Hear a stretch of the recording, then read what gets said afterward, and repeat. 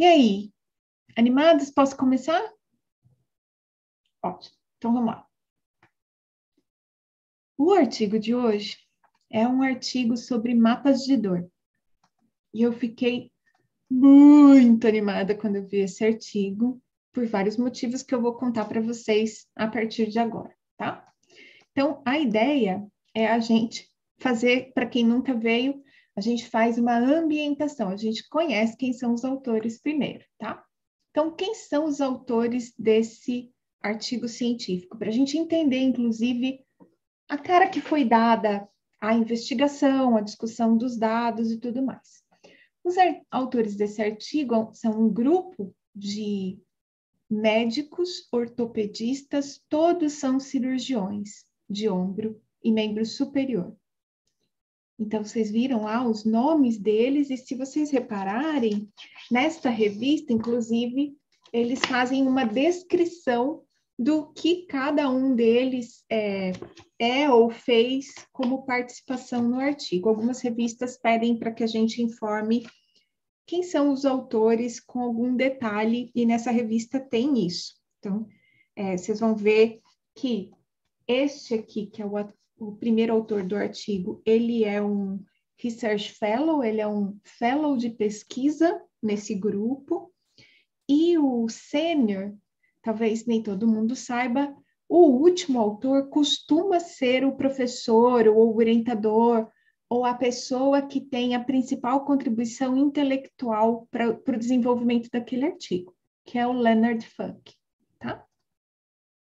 E aí, esse grupo, eles trabalham ou trabalhavam na época desse artigo neste hospital, que é de uma fundação britânica.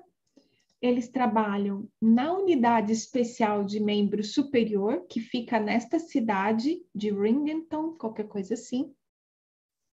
E para vocês terem uma ideia, diferente, por exemplo, do nosso colega do reading do mês passado, diferente do Lord Lewis, que está aqui pertinho de Londres, eles estão mais para o norte da ilha, na verdade, noroeste, né? Norte-oeste. Então, eles estão bem aqui nessa região, já chegando mais próximo da margem da ilha que dá frente para a Irlanda.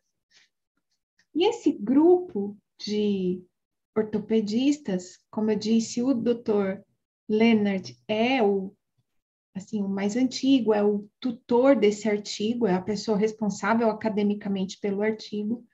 Ele é uma figura, bem, como é que eu vou dizer, midiática desse hospital. Então, as pessoas conhecem o Leonard, menos eu não conhecia ele, fiquei conhecendo agora nesse artigo. E esse aqui é uma propaganda do hospital com a cara dele e com alguma coisa a respeito da filosofia de trabalho que o grupo dele de ortopedistas tem, que é aliviar a dor o mais rápido possível e pensar depois em tratamentos de longo prazo. Então, eu depois, lendo e entendendo um pouco melhor, vi que tem uma série de procedimentos invasivos que ele faz, mas ele é um cirurgião mesmo, tá? Então, esse é o Leonard, e eu mandei o e-mail que eu sempre mando, que eu já comentei com vocês também, que já tiveram nos outros readings.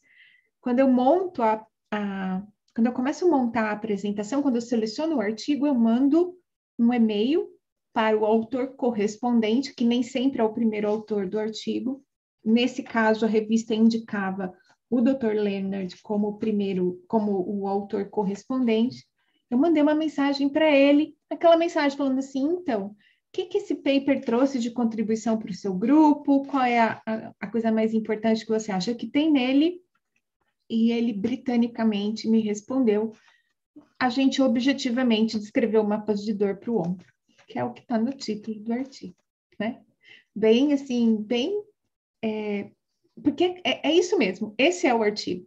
Esse artigo, ele é absolutamente claro no propósito, do título à conclusão, e eu achei isso muito interessante, porque vocês podem ver, é um paper pequeno, ele não é um artigo enorme de grande para ler, diferente, por exemplo, do Star Shoulder, que era grandão, o paper de fevereiro, e é rico em contribuição prática para nós, tá?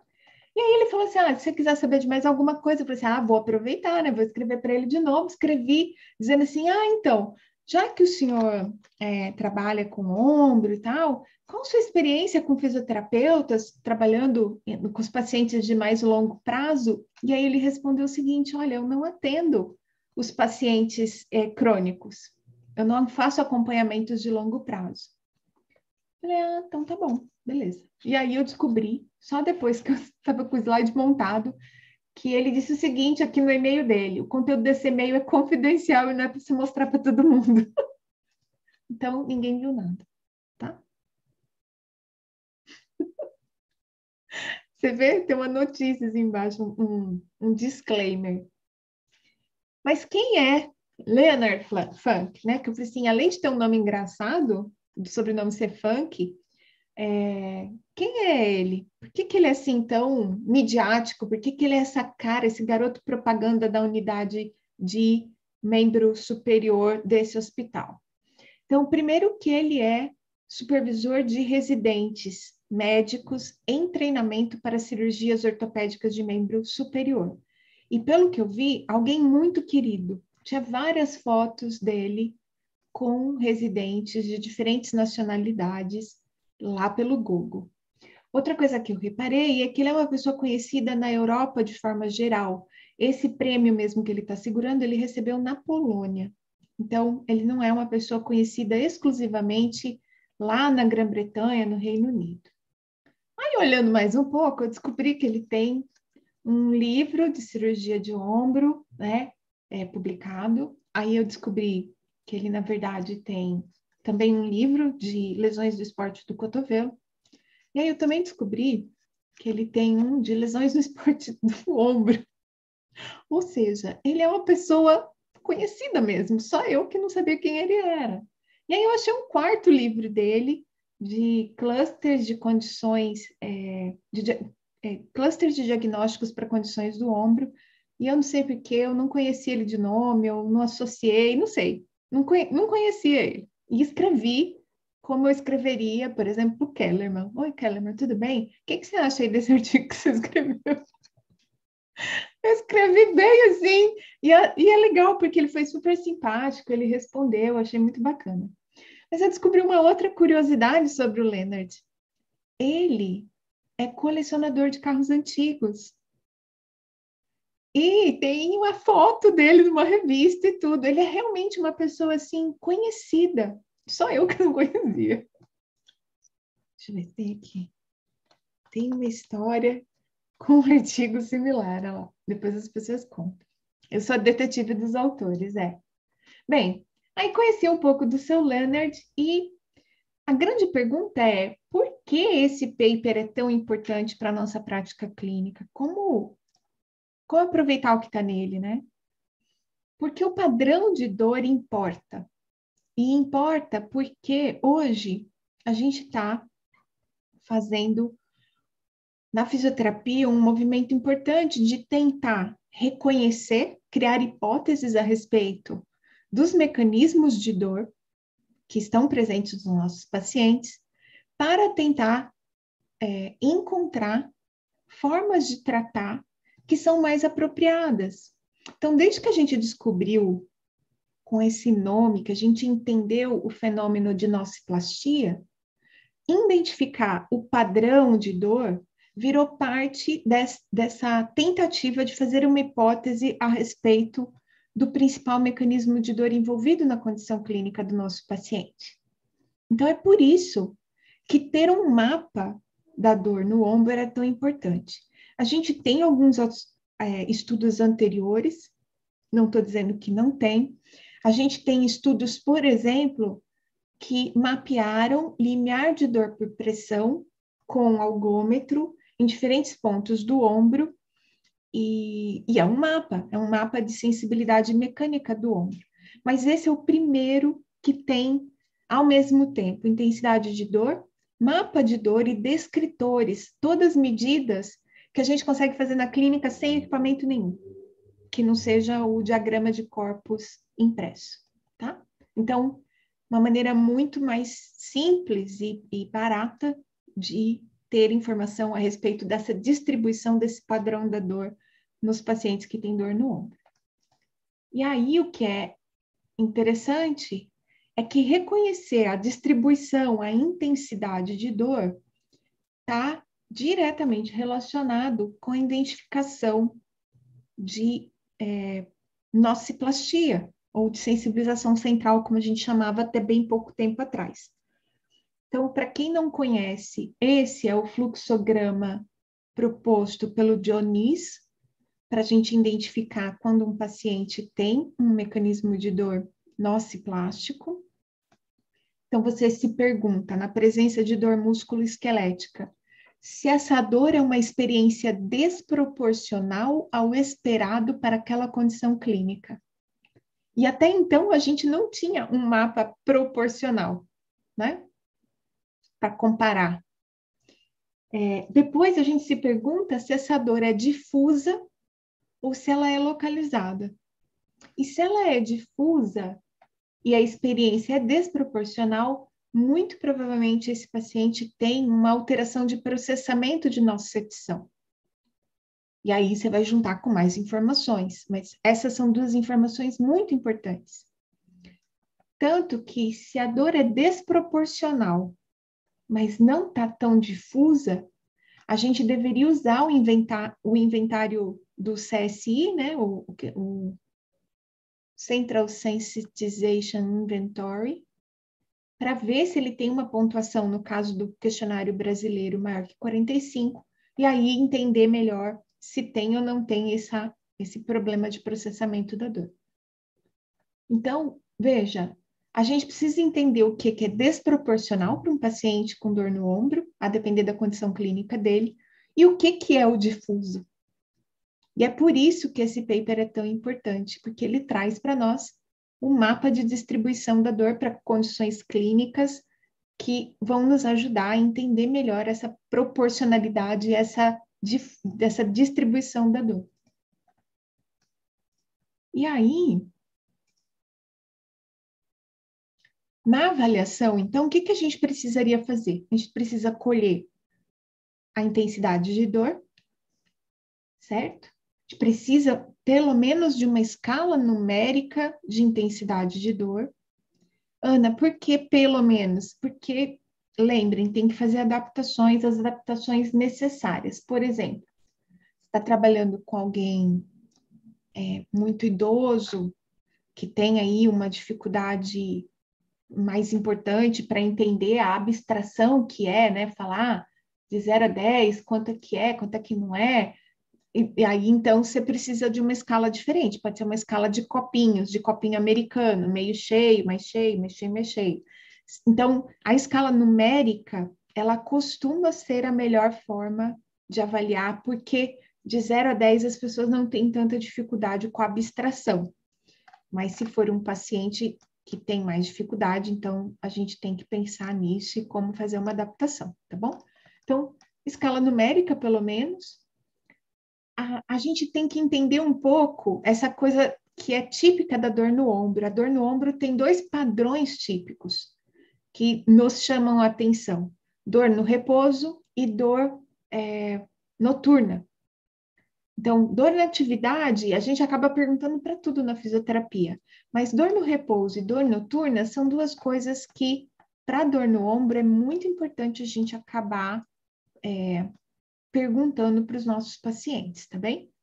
Então, essa daqui é parte da nossa ficha de avaliação, está publicada lá no Profísio, mas qualquer um de vocês pode fazer uma coisa parecida com essa, tá? E a outra coisa que a gente precisa ter é o mapa de dor, que no artigo eles usaram este daqui, que é um mapa só da região do membro superior, tá? Um mapa numerado, muito parecido com o mapa que tem o BPI, que é o questionário breve de dor. O BPI tem o corpinho dividido com as regiões. Esse é bem parecido com o BPI, tá bem? Tem problema usar o BPI ou qualquer outro? Não, não tem problema. A única coisa que eu gostaria de sugerir é que quando você for usar, não use exclusivamente um mapa da região. Porque se a gente está querendo diferenciar pacientes que têm dor neuropática, nociceptiva ou nociplástica, ter o corpo todo para ver a coisa do difuso vai ser importante, tá bem? Então, é por isso que eu estou mostrando aqui para vocês os nossos corpinhos. Este é exatamente o que a gente usa no laboratório. A gente não tem nada chique no laboratório, é folha de papel, xerox, com esse desenho aqui que vocês estão vendo, tá? É isso que a gente usa lá no ar. E aí, uma coisa que é interessante de ser dita é que uma coisa que o mapa dá para a gente é, por exemplo, se a dor está distribuída num trajeto nervoso. Então, a gente conhece lá as distribuições sensoriais dos nervos de raiz cervical e a primeira torácica, né, que nervam o membro superior. E usando um mapa, a gente pode ver coisas como essa. Esse é um paciente nosso lá do ambulatório. Eu sempre mostro essa imagem, porque ela é muito ilustrativa do que é um paciente que chega com uma queixa de dor neuropática. A distribuição é perfeita sobre o ramo de C6. E aí, depois a gente avaliando, tem outros elementos, lógico, mas é claro que está num trajeto nervoso. Então, você tem que investigar a dor neuropática nesse paciente. E eu tenho certeza que nenhum de nós tem dúvida que esse paciente tem dor espalhada. Isso não causa dúvida na gente. Você bate o olho num mapa de dor desse, você sabe que tem alguma coisa errada. Ou o paciente está com um problema emocional importante e deixou isso transparecer no mapa, ou esse paciente tem uma dor espalhada do tipo fibromialgia, no mínimo isso. Essa paciente é uma paciente fibromiálgica, que foi para nós com um diagnóstico de dor no ombro, mas ela chegou num período que ela estava bem mal, e aí ela pintou o mapa dela assim. Eu lembro que quando eu vi, eu me senti até assim oprimida, sabe? Dá uma agonia de se ver esse mapa, né? Mas isso, esta é uma dor espalhada, ponto, não tem dúvida. Não tem. Você bota lá no algoritmo do NIS, acabou a dúvida, não tem dúvida do que está acontecendo. Vai só conversar para entender se é mais emocional, psicológico, ou se tem algo físico que a fisioterapia precisa entrar primeiro, certo? E aí, esse aqui era o problema. Esse paciente tem dor espalhada? Este padrão de dor é esperado para o membro superior? Isso era um problema para nós. Então, o paciente marca lá o dorso do ombro, a frente do ombro, o cotovelo e a mão. Mas também marca joelho, também marca os calcanhares, tem uma dor anterior aqui na tíbia. Parece um padrão de coisas desconexas, principalmente essa dor anterior na tíbia, certo? Não parece uma condição musculoesquelética de osteoartrite de joelho, por exemplo. Porque ele pode ter dor no ombro, dor na lombar, dor no joelho e serem condições separadas. Mas isso aqui causa dúvida na gente. Se você olhar o membro superior, o que é isso daqui? É uma poliartrite? Ou é uma dor espalhada? Ou é do manguito rotador? Ou é uma osteoartrite glenumeral? Então, a gente não tinha nenhum mapa no qual a gente pudesse olhar para falar um pouco a respeito desses pacientes, que não é tão claro assim se a dor está espalhada ou se a dor é proporcional àquilo que ele tem, certo? E aí, o que o artigo resolve para nós é que ele tem os diagnósticos anatomopatológicos desses pacientes e faz a descrição desses padrões de dor. O autor investigou 5 diagnósticos anatomopatológicos. Eu organizei eles pelos diagnósticos do Shoulder Star, pelo Star Shoulder. Lembra? O Star Shoulder fala para gente que a gente tem condições relacionadas lá ao manguito rotador com déficit de força, e dor, a condição de instabilidade, e aqui é aquele bloquinho dos outros, lembram? Que são os diagnósticos de outras condições. Exato. Então, eu agrupei eles aqui só para a gente lembrar. Dentro desse estudo, nós temos pelo menos 3 grupos diferentes de diagnósticos cinético-funcionais. A gente vai falar bastante de diagnóstico anátomo-patológico hoje, mas não percam isso da mente de vocês. O tratamento disso aqui tudo é exercício de carga progressiva. O tratamento disso aqui é exercício para os músculos que dão alguma estabilidade para a articulação ou cirurgia, se o caso for uma instabilidade muito grave e que merecer cirurgia. E isso daqui cabe intervenções próprias para o cuidado de articulação. Uma substituição protética pode ser infiltrações, raspagem, né? Tudo isso, bloqueio, tudo isso pode acontecer para esses pacientes aqui. Só para a gente lembrar, tá? E é lógico, a gente tem muito mais síndrome do impacto e ruptura do manguito rotador, talvez quase empatado com instabilidade em termos de prevalência, enquanto que tendinite calcária e as osteoartrites são mais raras, né? Lembra, síndrome do impacto, tendinopatia do manguito rotador, que são todas essas aqui, 85% dos casos de dor no ombro. Então, e aí eu fiz uma brincadeira, né? Eu peguei a tabela 1 do artigo e reuni nesses diagnósticos anatomopatológicos. Seu Roberto, Dona Rosa, todo mundo veio hoje, tá? A gente tem 56 participantes nesse grupamento aqui de diagnósticos, com idades entre 46 e 50 e poucos anos, 57 anos, tá? Eu pulei aqui. No grupo instabilidade é um pessoal mais jovem, é bem a característica mesmo do Star Shoulder, lembra? Pacientes mais jovens com instabilidade. Depois, no grupo com alterações articulares degenerativas, pacientes mais idosos, e aqui tem um grupo grande, que normalmente não é comum nos estudos. Então, normalmente a gente tem grupos muito grandes só de tendinopatia e grupos grandes de instabilidade e poucos de condições articulares, e esse trabalho tem bastante de condição articular. E outra coisa é que tudo que a gente vê de instabilidade pode estar levemente enviesado porque tinha poucos participantes, tá bom? Isso que eu queria dizer agora.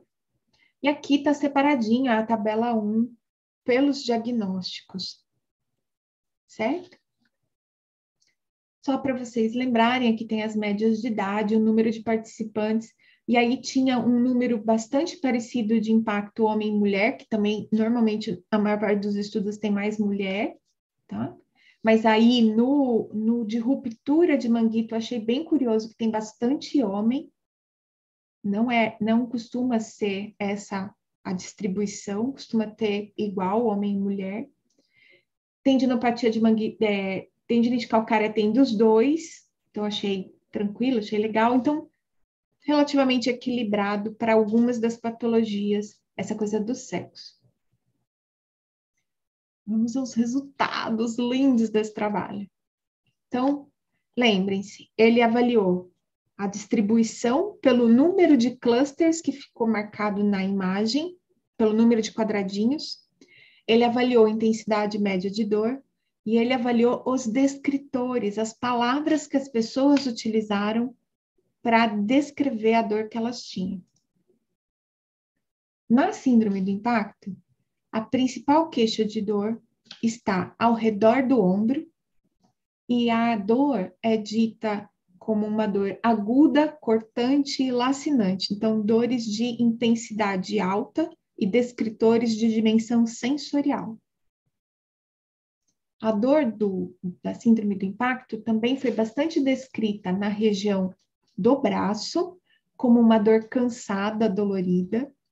É bem o que a gente escuta os pacientes falarem. Assim, a minha dor parece que escorre, é um cansaço aqui assim.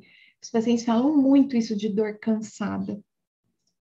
E abaixo do cotovelo, essa mesma característica de dor cansada ou dolorida. Esses são os 3 padrões mais prevalentes entre os relatos com relação à região do ombro, o braço e abaixo do cotovelo, tá? Aí tem um padrão secundário, um pouco menos frequente, que era dor cansada e queimação, próxima do ombro, dor aguda cortante ou lacinante no próprio braço, é mais comum ao redor do ombro essa característica, e uma dor agulhada, picada, uma dor amortecida, um amortecimento na região da mão. Lembrando que esse aqui foi bem menos frequente do que os outros descritores, tá? Então, esse aqui é o mapa. Uma dor de característica maior próxima do ombro, mas também no braço e abaixo do cotovelo, inclusive na mão. Outra coisa que aconteceu aqui é que a intensidade de dor na escala Florke de dor, que eu mesma criei hoje para essa aula, a intensidade de dor é 7,8 em média para esses pacientes, tá? Então, 7,8 de média de intensidade. Essa é a média da intensidade dos nossos pacientes lá no arco quando eles estão chegando para a gente, mesmo crônicos, porque eles já são pacientes mais antigos.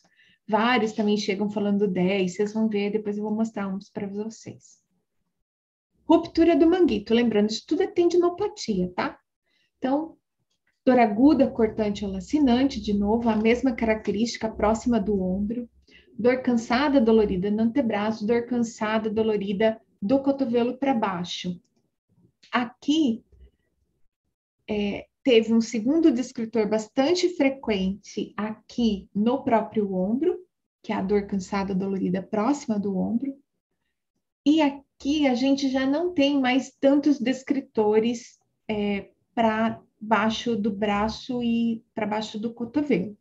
Então, vocês podem ver que na face anterior a gente tem uma dor que ainda vai para o antebraço, mas na face posterior ela normalmente fica mais em ombro e braço só, tá? A intensidade de dor ainda é alta, é 7,05 na média dos autores, daqueles 50 e poucos pacientes. Não, ruptura, 22, né? 22 pacientes, tá? Então, são dores de intensidade alta. Lembrando, ele trabalha bastante com pacientes mais agudos. A tendinite calcária tem um padrão um pouco diferente das outras tendinopatias que a gente viu até agora. O principal descritor é um descritor de dor aguda, próxima do ombro, ou ainda escorrendo até o braço, mas a gente não teve pacientes queixando de dor abaixo do cotovelo para quem tinha tendinopatia com depósito calcário. Então, ficou bem concentrada, próxima da região do ombro mesmo e um pouco no antebraço. A intensidade de dor também foi alta, a exemplo das outras que a gente viu, 7,5, que eu acho de dor é bastante, tá? Beleza. Uma coisa que eu notei, se vocês olharem, eu estou olhando, tá? É a tabela 3. Se vocês olharem ao redor do ombro, na letra P, ninguém queixou de dor com característica de picada agulhada ou amortecimento na região do ombro, tá? E também não houve queixa de queimação, de dor burning, de queimação lá na mão. Isso para as tendinopatias. Isso faz sentido. Mostra para gente que a amostra dele não tinha pacientes com comprometimento neuropático associado. Por que eu estou falando isso? Vou mostrar. Outra coisa que eu notei é que se vocês pegarem aí a tabela, vocês também vão encontrar que picada, agulhada, amortecimento também não esteve presente para as instabilidades e artrites. Ou seja, queixa de dor com característica neuropática no ombro não é comum nessas patologias. queimação não é comum, agulhada, ferroada não é comum nessas patologias, tá? Se vocês olharem para o DN4, que é aquele questionário que ajuda a gente a fazer a diferenciação de dor neuropática de maneira bem fácil e rápida na clínica, vocês vão encontrar que dor em queimação, dor de choque, sensação frio dolorosa, formigamento, adormecimento, alfinetada e agulhada são descritores típicos de dores neuropáticas. Então, faz sentido a gente não ter esse descritor lá no ombro, porque as condições que estão sendo estudadas não são condições que têm neuropatia, certo? São condições ortopédicas sem envolvimento neuropático normalmente. Na instabilidade, o que foi relatado foi essa dor cansada e dolorida próxima do ombro e no antebraço. Lembra, manguito rotador, dor aguda no ombro. Instabilidade é muito mais essa dor pesada, cansada no braço. E dor aguda ou cortante, próxima do ombro, é um segundo descritor no ombro e no antebraço. E no braço, perdão. Para baixo do cotovelo, não houve queixa de dor nesses pacientes. Então, a instabilidade dói principalmente com essa característica de dor cansada, tá? E ela se concentra sobre o ombro e antebraço. A intensidade de dor é um pouco menor do que a das tendinopatias, 6,7. E esta amostra tem, inclusive, lesões SLEP, tá? Que ele vai falar depois ao longo do texto. Agora vamos ver as condições articulares, a osteoartrite glenohumeral e a degeneração da articulação acromioclavicular. Aqui, os descritores não tinham tanta diferença, eles foram citados numa quantidade muito parecida, esses dois grupos de descritores, dor aguda, cortante ou lacinante, dor cansada ou dolorida, tanto aqui no ombro quanto no braço, os mesmos dois descritores. Os mesmos dois descritores estavam também no antebraço. Ou seja, a dor da osteoartrite tem um padrão muito mais, de muito mais área de dor. Essa daqui foi a dor que teve o maior número de clusters marcados. E ela não tinha características de queimação do cotovelo para baixo e nem de picada, agulhada ou adormecimento na região próxima do ombro. Aqui é o que teve o maior comprometimento em termos de distribuição. Então, a gente não vai esperar tanta área de dor num paciente que tem tendinopatia com calcário, né, que tem tendinite calcária, mas a gente pode esperar de um paciente que tem um comprometimento articular maior na região glenohumeral. E outra coisa é que esse aqui era a maior média de dor dos pacientes, que foi 7,83. O estudo está na tabela 2, tá, gente? Essas animações todas eu tirei da tabela 2. Quando vai para a acromioclavicular, uma articulação pequenininha, com origens embrionárias diferentes da articulação glenohumeral, a gente tem dor aguda, cortante ou lacinante perto do ombro, dor cansada dolorida no braço, e essa dor aguda, constante, lacinante, cansada dolorida no antebraço. Não houve queixa de dor em picada, agulhada, amortecida ou queimação de braço e para baixo aqui do cotovelo. E a principal área de distribuição é exatamente bem próximo do ombro, com alguns poucos pacientes citando algo próximo aqui da região do deltoide. Então, ela é bem mais contida, é bem parecida com a tendinite calcária, é bem mais próximo ali da área. E a intensidade de dor também não foi tão alta, foi mais parecida com a da instabilidade, 6,43 a média. Tá? Bem, olhamos os padrões, certo? e as características de intensidade de dor. Aí o artigo traz para a gente mais duas tabelas interessantes, que é para a gente ver entre aqueles que foram avaliados no estudo, os que tinham dor predominantemente, ou que a maior parte dos casos tinha dor também para baixo do cotovelo, e quem não tinha dor para baixo do cotovelo. E aqui ele mostra que na osteoartrite glenumeral, na ruptura do manguito e no impacto, é normal a gente encontrar os pacientes com dor para baixo do cotovelo, principalmente na osteoartrite glenumeral e pelo menos metade dos pacientes que têm tendinopatia de manguito, tá? Menos a tendinite calcária. Na tendinite calcária, ninguém tinha dor para baixo do cotovelo. Na instabilidade, ninguém tinha dor para baixo do cotovelo. E na degeneração da acromioclavicular, só 2 pacientes, se eu não estou enganada, porque lá está o número absoluto na tabela. Acho que são só 2, tá? E aí, isso já traz para a gente algumas possibilidades de, pelo menos, se não bater o martelo em alguma coisa, ficar mais esperto.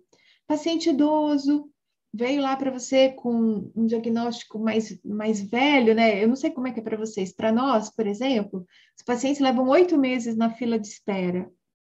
Então, as condições articulares podem se deteriorar a depender da idade do paciente.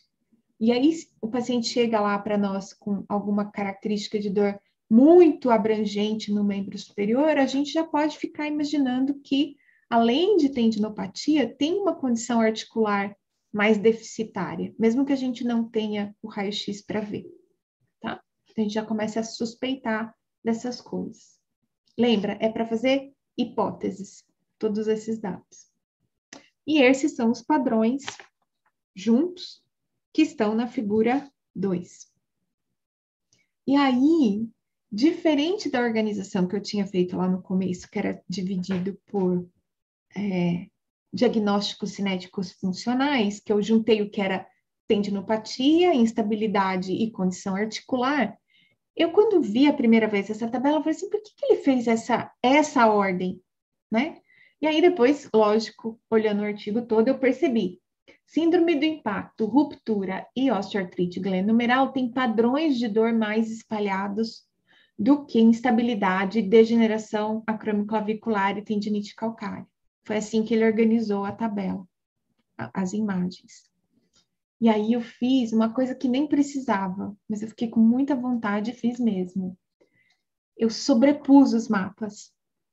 Eu tirei o fundo das imagens e coloquei eles um em cima do outro para ver o tanto de sobreposição que tinha. E essa era uma das perguntas para chegar até aqui. Lembra? Os diagnósticos têm mapas totalmente diferentes? Não, totalmente diferentes não. Então, impacto e ruptura. A diferença é a mão. Depois, a osteoartrite glenumeral fica embaixo da queixa de dor do manguito. É a mesma área, certo? São muito parecidas, muito parecidas. Ó, sem a osteoartrite, sem a ruptura. Com a ruptura, não mudou nada. Com a osteoartrite, no máximo entrou a parte do dorso aqui do antebraço, certo? Os padrões são muito parecidos. E são de membro superior, não é só ombro. É principalmente ombro, mas tem dor pelo membro superior como um todo.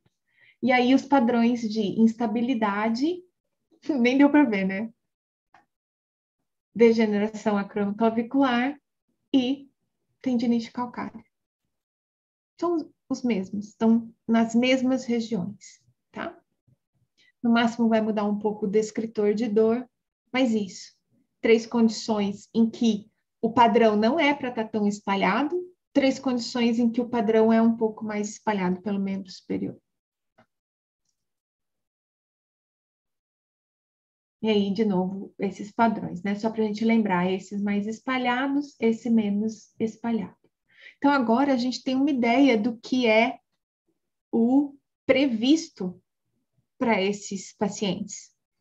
Então, quando eu olho lá o meu paciente que chega no arco, que está referindo dor no ombro, no braço, no cotovelo, um pouco na mão, é isso. É isso. Tá normal. Lógico, tenho que investigar a cervical, principalmente se tiver descritor de neuropatia. Principalmente se tiver queimação, agulhada, adormecimento, entenderam?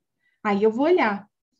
Eu sempre vou olhar, mas aí eu vou olhar com um olho mais crítico sobre esse padrão. Mas normalmente isso tá presente nos nossos pacientes. E aí, gente, como é que faz isso na clínica, né? Porque ele sugeriu esse esquema da pessoa marcar, além do quadradinho, dizer que característica tinha a dor dentro do quadradinho, que descritor ele estava usando. Se vocês olharem aí no impresso de vocês a figura 1, vocês vão ver que tem o braço todo quadriculado e em cima tem 4 quadrados com padrões e as palavras, os descritores de dor. Nada contra, podemos usar, não tem problema, mas a gente tem isso daqui. Esses aqui são os descritores de dor do questionário McGill, versão brasileira. A versão brasileira mais conhecida e mais usada do questionário McGill não é essa. É da professora Cibele Pimenta, da enfermagem lá de São Paulo, professora titular da USP, aposentada, se eu não estou enganada, tá? Ela tem o questionário McGill, que foi publicado numa revista e que é o mais conhecido no Brasil. Mas por que eu estou mostrando esse? Primeiro, porque é do Carlão, professor Carlos Castro, da Federal de São Carlos, que foi meu orientador de TCC. Segundo, porque o Carlão, quando organizou esses descritores, ele usou como banco de referência para pegar as palavras fichas de avaliação do serviço de reabilitação da UFSCar. Então, todas são palavras usadas por pacientes que estavam na fisioterapia. Certo? E tem um negócio neste conjunto de descritores que a professora Cibele não tem, que é este número 17. Quando o Carlão organizou as palavras, tinha uma série de palavras que se relacionava a movimento. Então, vou explicar para vocês como é que funciona isso daqui, tá? Eu não acho que é fácil de fazer, eu não acho que é em todo serviço que a gente consegue, nem todo paciente, mas eu sei que vários de vocês aqui têm clínicas particulares e talvez queiram tentar usar, tá? Como estão organizados os descritores de dor? Vocês podem reparar que na frente do nome da categoria tem uma letra. S, A e M. Tá vendo? Com pontinho. Os S são descritores da dimensão sensorial da dor. Coisas que as pessoas percebem com a função de córtex somatosensorial. Julgamentos feitos a partir da intensidade de dor percebida com relação àquilo que a gente processa principalmente de localização da dor. Tá? São os S. Tem vários S, quadradinhos. 1, 2, 3, 4, 5, 6, 7, 8, 9, 10. 10 conjuntos de descritores da dimensão sensorial de percepção da dor. Aí a gente tem 1, 2, 3, 4, 5 letras As, dimensão avaliativa da dor. E olha que curioso. Um descritor sensorial que a gente escuta muito é esse aqui, ó, dor latejante. Né? Dor que pulsa, dor empancada, fisgada, pontada. Essas são palavras que normalmente aparecem quando a gente está falando de dor. Agora, olha isso aqui, ó. A dor é torturante. A dor me dá nervoso, é irritante, é de chorar. Quando a pessoa relata isso, ela não está falando do lugar da onde vem a dor, mas de uma avaliação que ela faz com relação a coisas que ela já sabia ou já experimentou sobre dor. Então, eu estou avaliando uma outra dimensão da percepção de dor. No meu doutorado, eu usei esse questionário com pacientes que tinham DTM, disfunção temporomandibular. É o meu doutorado. E eu percebi que, diferente de outras condições musculoesqueléticas, o pessoal da ATM tem um monte dessas palavras que estão na dimensão avaliativa. Do tipo dor que cansa, que consome. Eles usam essas palavras de uma forma diferente, ou seja, o comprometimento, o envolvimento do paciente com aquela percepção de dor está para além da questão de onde dói e como dói. Ele tem alguma avaliação com aquilo que se remete a questões mais emocionais, a outras questões que não só as físicas, tá? E aí depois a gente tem as categorias mistas, são categorias que têm um grupo de palavra, mas que não está exatamente relacionada com a dimensão sensorial, afetiva ou com a categoria discriminativa da dor, sensório discriminativa ou afetiva avaliativa da dor. E aqui é onde aparecem esses mistos, tá vendo? O que eu quero contar para vocês?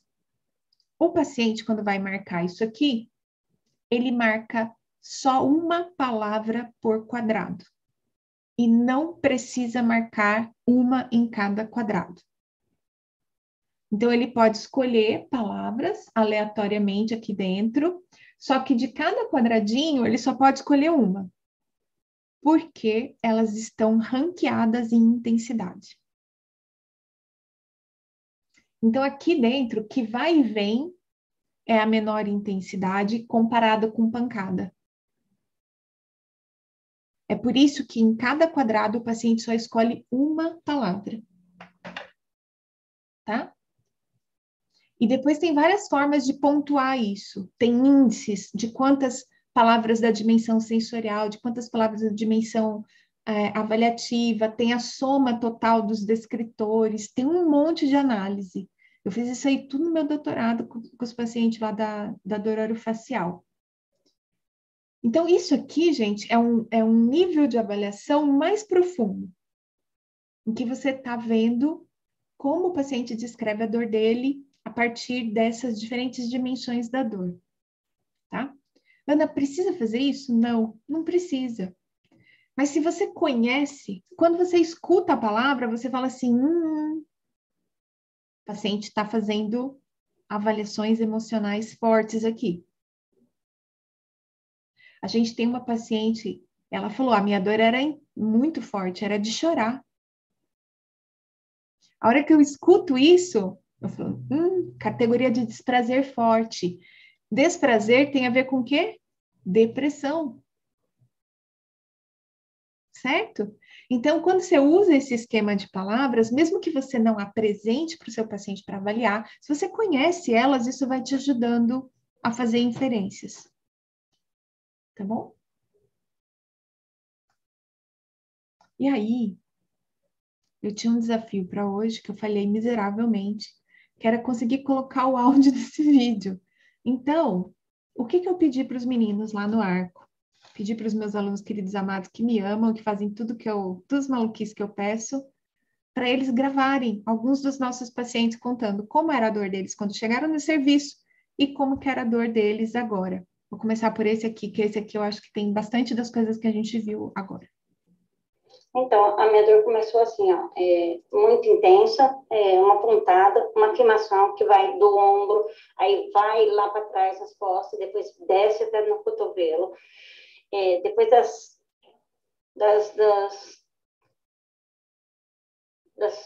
fisioterapia que eu estou fazendo, ela tem melhorado bastante, muito mesmo. Tem sido muito bom. E como que é a dor agora?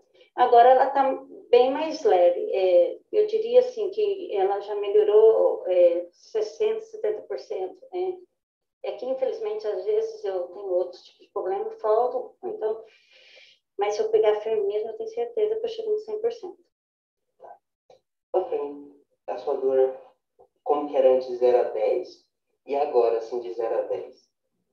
Minha dor de 0 a 10, ela era 10. Insuportável. Eu vivia à base de tramol, todos os remédios que tiram dor. E agora, eu praticamente, assim, eu dificilmente tomo remédio. É uma vez por semana, olhe lá. E a dor de 0 a 10 agora? Agora, de 0 a 10, eu poderia dizer que está 5, 6. Tá vendo essa tabelinha aqui? De 0 a 10, nessa tabelinha aqui, que tem um roxinho, aqui embaixo tem sem dor, dor ligeira, moderada, intensa e máxima. Quanto que era quando a senhora veio para fisioterapia? 10? Pode falar. É que aqui 10. 10. E quanto que tá agora? Agora eu posso dizer que está moderada, 6. 6 por aí. Essa carinha laranja? É. Entendi. É só pra gente entender mesmo. Tá bom, sem problema. Ela pode usar na aula dela? Pode, eu não imagino não. Então, ó, essa é a primeira paciente nossa que vocês ouviram, né? E vocês viram como é difícil, né? Tirar a intensidade de dor. Quando pergunta sem olhar, a pessoa responde uma coisa. Ela falou 5.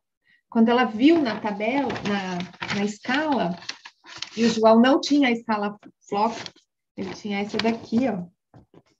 Mostrou essa daqui.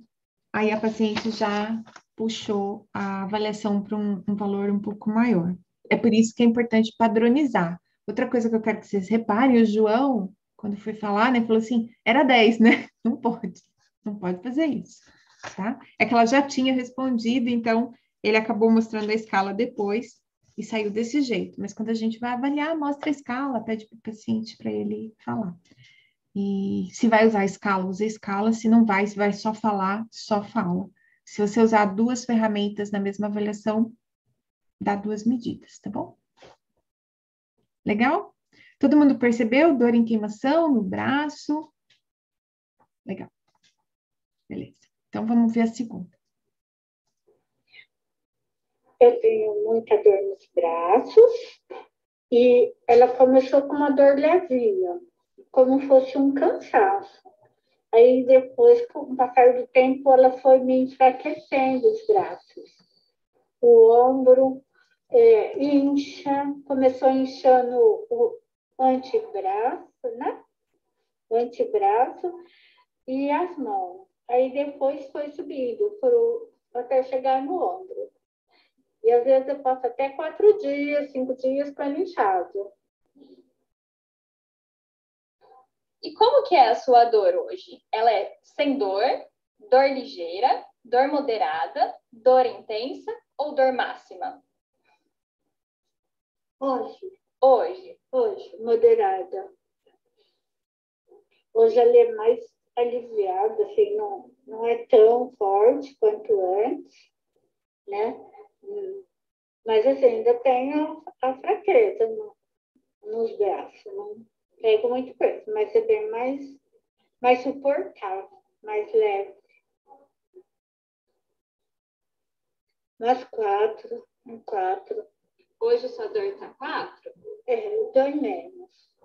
Depende do dia também, o quanto de esforço eu faço. Mas 4. Essa paciente bem mais, assim, difícil de entender, né? E aí a Vanessa comentou assim, a pessoa fala que tem inchado e eu não vejo edema. Tem um negócio em dor crônica, assim, que chama desintegração sensório-motora, que é a coisa da autoimagem mesmo, né? E aí a pessoa pode estar com essas alterações, né? Reconhecimento do corpo está diferenciado. Essa é uma boa paciente, por exemplo, para fazer reconhecimento de lateralidade, pedir para ela desenhar o corpo, para ver se aparece alguma coisa para a gente nessas avaliações, né? Mas ela é uma paciente bem difícil também e está melhorando. Devagarzinho está melhorando.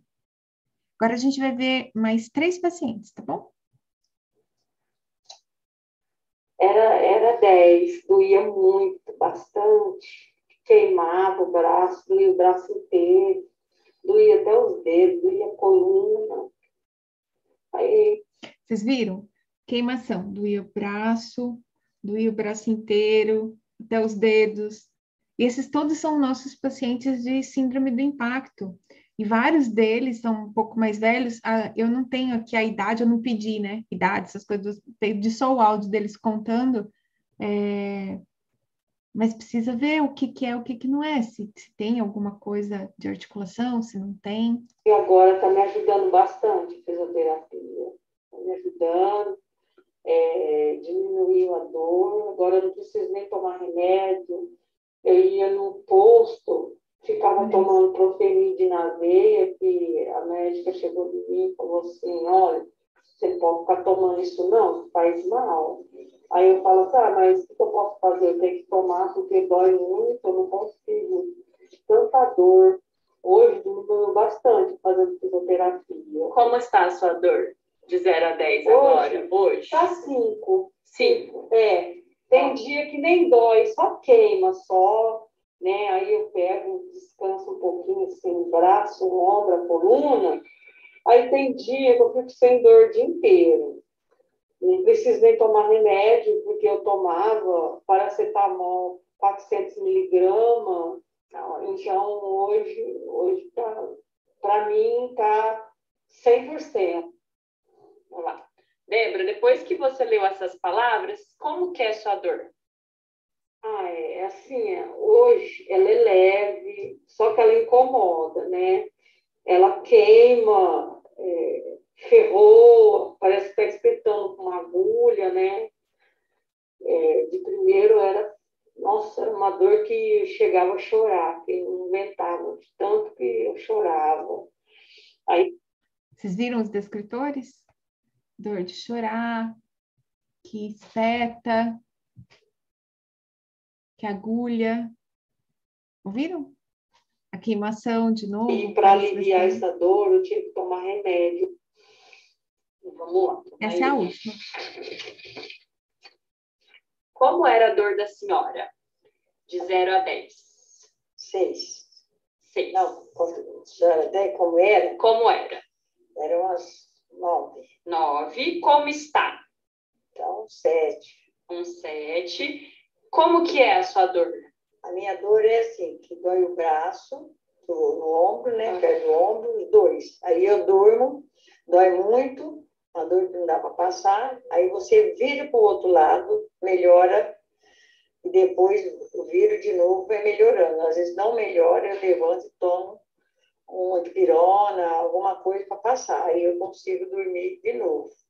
Ótimo. E depois que eu apresentei essas palavrinhas aqui, alguma senhora se identificou? Eu esqueci. Tenta falar, assim, é uma dor que pulsa, lateja ou empancada? A Júlia tentou os descritores. É uma dor assustadora, horrível, tenebrosa? Também não. É uma dor sensível, dolorida, como um machucado? Dolorida, bem dolorida. Dolorida. Fica como uma agulha, uma fisgada? Fisgada. Arde? Não. Nem gela? Não. Não é nem fria, nem quente? Não. Não. Ela é cruel? Não. Tensa? É bem tensa. Ela incomoda? Incomoda. Mas vocês viram? As palavras se repetem bastante. A coisa do cansaço, da queimação, né? A região do ombro, que é a região que mais dói, também é bem parecida mesmo com aquela que é descrita pelos autores, né? Então, assim, parece que realmente a gente tem pacientes com síndrome do impacto, com diferentes tempos de condição clínica, com diferentes intensidades. a gente precisa considerar algumas coisas do tipo tempo de espera, grau de cronicidade, se 10 é uma intensidade de dor esperada ou não nessa população, com tanto tempo de caso clínico. Eu sempre acho essas intensidades muito altas para quem está aí já com 8 meses de clínica, de tendinopatia, não era para estar com dor 10. Né? Em 3 meses era para estar melhor. Então, não me parece proporcional em termos de intensidade. Os descritores, a distribuição de dor nem sempre está desproporcional, mas a intensidade de dor para o tempo de condição clínica não é exatamente o que a gente estava esperando, sabe? Então, acho que é isso que eu queria comentar com vocês desse artigo. Tudo bem.